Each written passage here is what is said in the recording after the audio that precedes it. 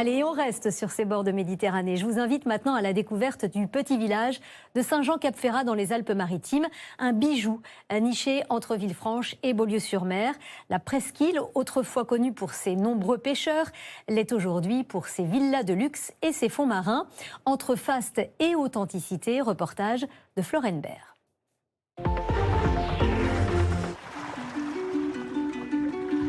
Jumelles sur le nez, regard au loin.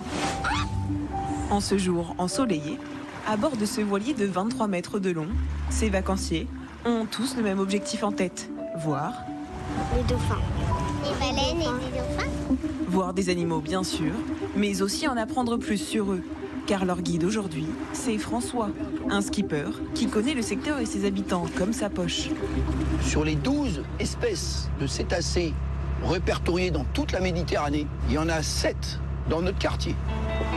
Dans le sanctuaire Pélagos, une zone protégée entre la France, Monaco et l'Italie, dans laquelle les longs filets de pêche de 400 mètres de profondeur sont interdits.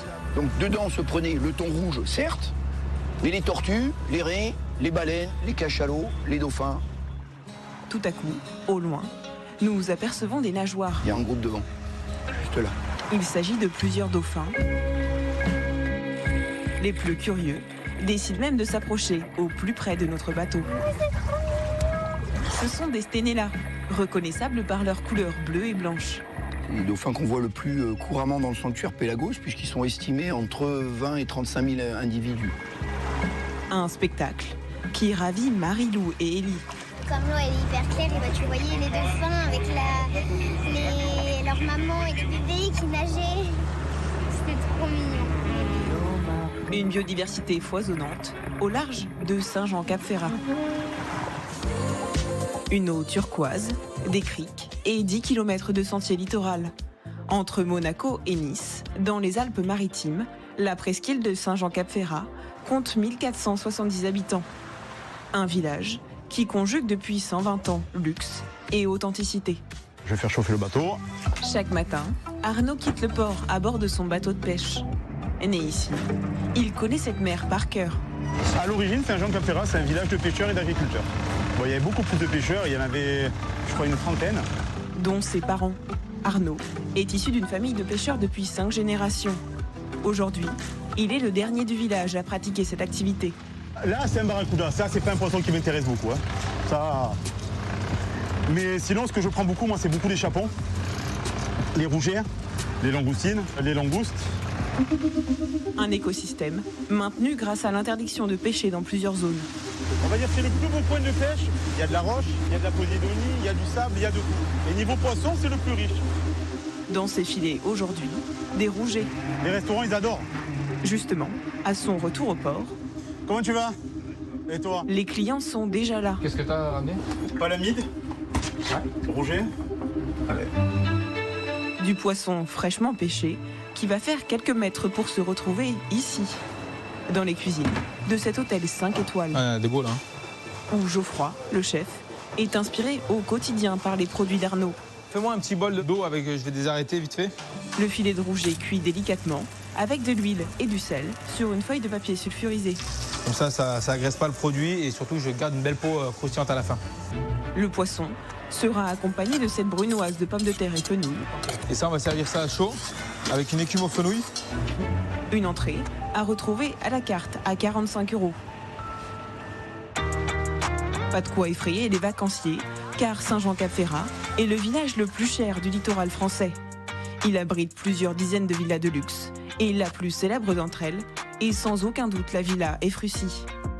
Un palais de 3000 m², 16 pièces, qui comptent chacune leur particularité, comme ici, dans ce grand salon.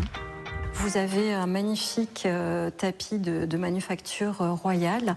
Vous avez cette table de jeu qui a appartenu à Marie-Antoinette.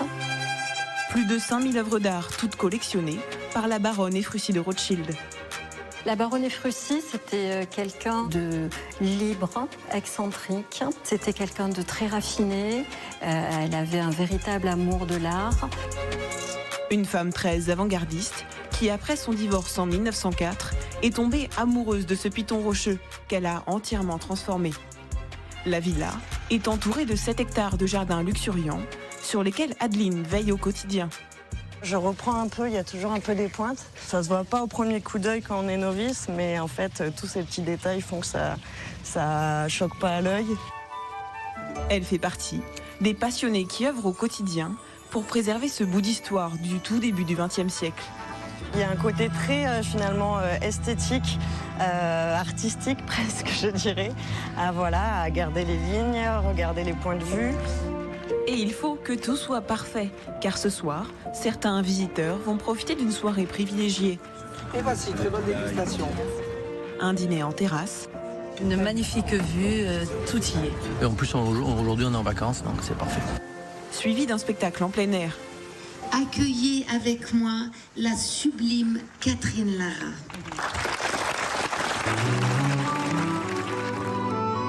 Une performance d'1 heure, pendant laquelle l'artiste, accompagné de son violon et de 3 danseurs, envoûte les spectateurs. Impressionnant, et puis en osmose totale avec les danseurs. Pour le dîner et le spectacle, comptez 105 € par personne, le prix d'une soirée dans un cadre unique.